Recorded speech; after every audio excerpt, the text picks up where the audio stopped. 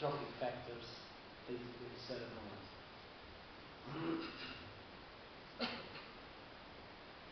Well, thank you, Dafin, and again I'm very grateful to be here. My talk was started by 70%, so I will do whatever I can show you here. Of course, we still do not know anything about cerebralizing. We have much to do.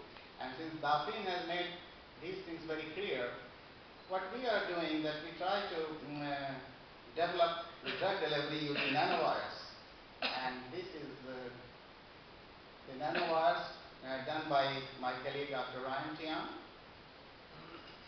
And I must show the pictures because I am grateful to Dr. Tian and Bang, who has done this work on nanowiring in the University of Arkansas Fayetteville.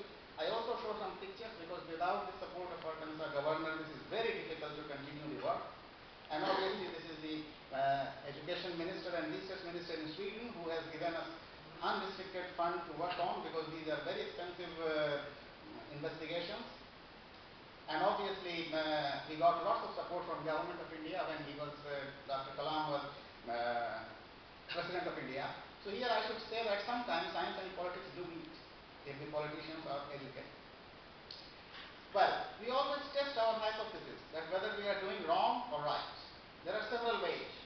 Use the same drug by different independent investigators. Give them and don't talk. Use different models, either brain injury or different times, and see what happens. And of course, testing your hypothesis at important meeting in the United States.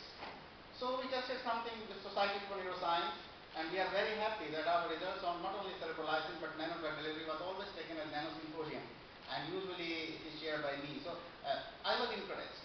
But when I got this invitation from National Innovation Summit 2013, we were very happy and just said submit something about that. Then I tested cerebralizing. We have many drugs that is we are delivering nano drug delivery.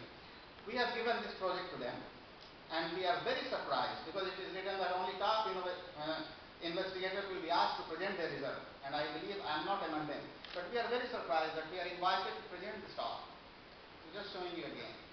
And this is just, I am very happy to see cerebralizing in this Innovation Summit. And I cannot read it, but we have my colleague from Ryan Tian, who is a partner, and my university, Bucharest University. And I will not take your time so much, but I will just show you something very brief.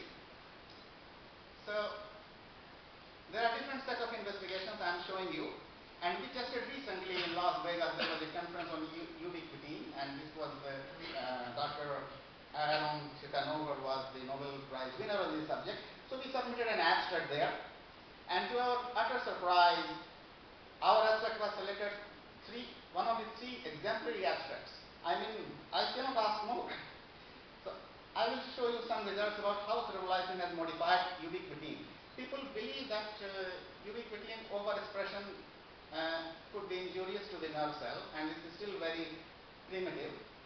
And this is not my result, but we can see that ubiquitin overexpression can be found in Parkinson's disease, Alzheimer's disease, and many other things. But still there is a problem that whether it is helping them or it is for bad. You can also see that even viral vectors, infections, and their ubiquitin can be expressed anywhere. I have no time, I should run. The point is that we wanted to study that what will happen under situations of nanoparticles. Can nanoparticles influence ubiquitin expression? This is also not my work, this was published recently in Nature, and they say that ubiquitin can be modulated by gold nanoparticles. These are some examples of how it can penetrate to the membranes and affect the ubiquitin formation. So we know that all kinds of nanoparticles produce oxidative stress, and ubiquitin can help them. And there is also the relationship between heat shock protein. So, well, this is the protocol. We wanted to study silica and hypothermia and regional expression of ubiquitin. That was the new in that work. And this is the heat chamber that we use for hypothermia and again nanowiring. Since I have very less time, we should focus on these last three bar diagrams. This is showing silica exposure increases ubiquitin immunoreactivity. This is normal, this is hyperthermia, and this is silica when it was added, expression is much more. In normal cases, this cerebralizing was injected, this has reduced. But the normal cerebrolizing in silica exposure did not reduce. But when we have given nano delivery of cerebrolizing, this is significantly reduced. And this is true for last 3 bar diagrams in different areas of brain. Well, what will happen? What relationship it can have? So this is, we are measuring regional neuronal damage. I can also tell you to concentrate only these 3 last bar diagrams, telling that cerebrolizing in normal animals can protect, but adding silica did not. And nanowired cerebrolizing did the best work so far in our hand, and this is in different regional areas. There was a tight correlation between damaging of the brain and increased permeability or ubiquitin expression. So we believe that they are somehow related. Now I am showing briefly some examples. This is the ubiquitin expression for our heat stress is much more than control. Silica has increased much more. Normal cerebrolizing, and these two are normal cerebrolizing here. In normal animals, try to suppress it. In silica, did nothing. But nanowire cerebrolizing did much better work than others. The same thing is happening with neuronal damages. As you can see that adding silica is much more disastrous, and cerebrolizing in silica did not do much better, but nanowire did much better than the cerebrolizing alone. So we can only say here that cerebrolizing has the capacity to reduce these neuronal damages, but it is much more effective when it is delivered by nanowire cerebrolizing. I do not have time to detail more things. Then, if this is so, let us have independent evaluation in different laboratories where we do not have any control. So here is Dr. Murasamu tried to understand the mechanisms.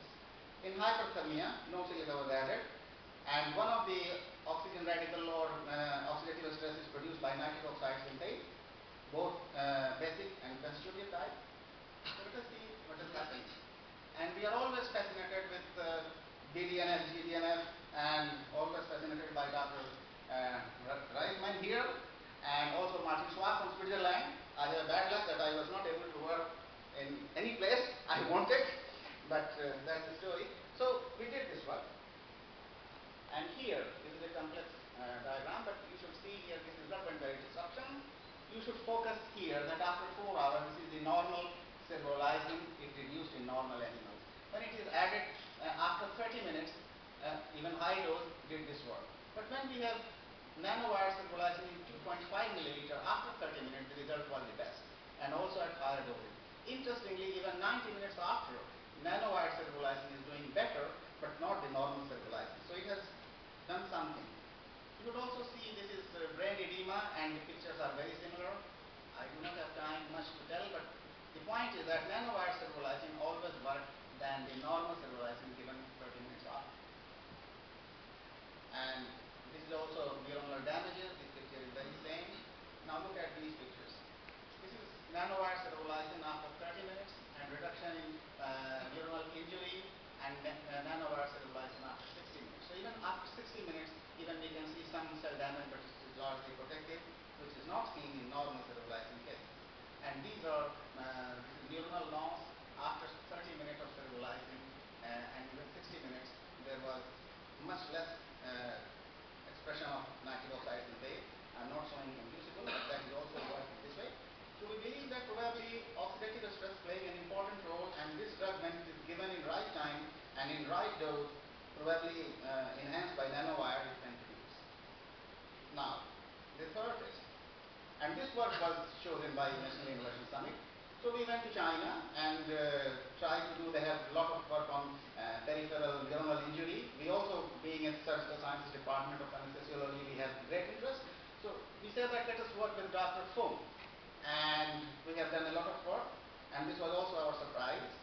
So what we do that we have either peripheral nerve lesion or transaction. And then after a certain time period, we see a spinal cord leakage. The first paper we published in 2000 in pain, showing that permeability to albumin is increased. And then we have interest in activation of astrocytes. We have so far not studied the microglia activation, that is quite common, one should study. And then it should be examined by administration of nanoparticles. The cause of peripheral nerve injury, together working with US Air Force Research Laboratory, it is an open fact that our soldiers are injured in the battlefield, and they have different kinds of neuropathic pain of different identity, and they're also exposed to different kinds of nanoparticles. So this is the first experiment that we did, and in this case our interest was copper, silver, or aluminum, but I will not go into detail. Here you should look at that there are three different regions of the spinal cord: T10, T12, and L5. The lesion was done on L4 and L5, and then there are different time points, and you should see that this is albumin leakage that is increasing over time. This is 10 weeks, and 4, 8, and 10 weeks perhaps. So 10 weeks is the highest one. So there is albumin leakage, and this is a simple example that the leakage is increasing, and with three different types of nanoparticles there are three different effects, even they are of the same size. So probably the inherent properties of the nanoparticles are important in this kind of experiment. This is the expression of astrocytes. They are also increasing over time, but three different types of nanoparticles in three different ways. And this is the neuronal injury in the spinal cord. Result is very similar so far in our hand. The pain perception that is decreased over time, and that is quite happen. As most of you are clinicians, you can understand that the perception of pain can disappear, but the pathology can expand. So this is not an unusual finding. Then here you can see that GFAP in different areas, and when we have this nanoparticle, they are much more exacerbated. And this is also, you can see that nanoparticles almost complete degeneration. Then we have given nanowired cerebrolysin, different protocols, and you can see here that this GFAP was much more reduced, and also the albumin leakage is much more contained in those cases where nanowired cerebrolysin was given as compared to the normal cases. I'm not showing those things because my time is very little. This is also the same example.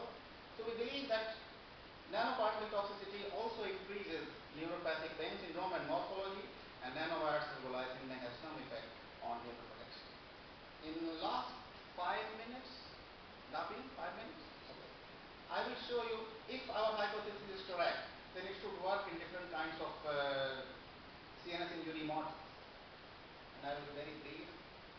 I will not explain to you, this is in Parkinson's disease. This is not my work, this is from Nature Protocol. This is a classical example. And this is also the other works that how these biochemical changes can occur. Here is our work, and Th positive cells you can see in two areas, and substantia nigra and striatum you can see. You should focus on these things. When nanowired cerebrolysin were given, the levels were quite similar to normal cases, also in substantia nigra and striatum. These are the cases. The same thing happens also with the mineralogic content here, and you can see that nanowired cerebrolysin is much more better than the normal situation. Dopa carboxylate here, you can also see that the effect of nanowired cerebrolysin is much better than the normal. And these are the same HPA, and these are some examples. You can see that stability and activity and cerebrolysin. Same example when we have given the drug, nanowired. Now I will briefly share another model of two types of brain injury, and this is the closed head injury. This is very well conducted brain injury in human cases, and then here we have an open model of injury where brain has some space to grow, and these things were well approved by the research laboratory. We wanted to see that what is happening when the skull is not fractured, and what will happen when there is a fracture. Of course, these fractures were made by us. It is just an example that cells are damaged in contralateral side. If we have an impact injury on right side, more cells were damaged on the left side, and this is quite explainable by clinical situation. So the model is working. And this is an open injury model in rats. You can see untreated can have so much depletion within 5 hours, because at the moment our interest is acute, and these are just testing our hypothesis using electron microscopy. You can see the changes were quite similar around the cortex as you can see in clinical situations. And here we should only concentrate on this line, that iodine leakage, which was much more higher at 5 hours. It was reduced by normal cerebrolysin, but much more reduced when given after 2 hours with nanowired cerebrolysin. And the same thing is happening in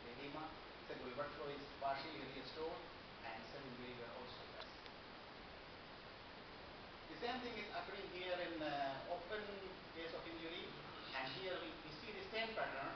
The nanowire stabilizing has the maximum effect to IRD leakage towards the good side, and edema is also reduced, and blood flow is restored, and stability is much less. So in two different models, it is working in the same way. So we believe that if the drug is much more available and for a longer time in a certain time of point, then we have better effect. That would be the reason. And finally, I will concentrate only in 3 minutes. This you have heard E.T. Menon. She came to us for master degree, and she is still looking for some doctoral things. So she wanted to study spinal cord injury in different times, and I will not go this too much. Here are this leakage of albumin in different conditions, and they were exacerbated by nanoparticles. I will skip those. Also, the cell changes were much more when we have added nanoparticles. And I think we should look at this. This is the situation of leakage of albumin and 5 hour with silver, and this is also stabilizing when there is silver. But you can see that these changes were much less when we have given nano stabilizing in both situations, even if it is copper or silver.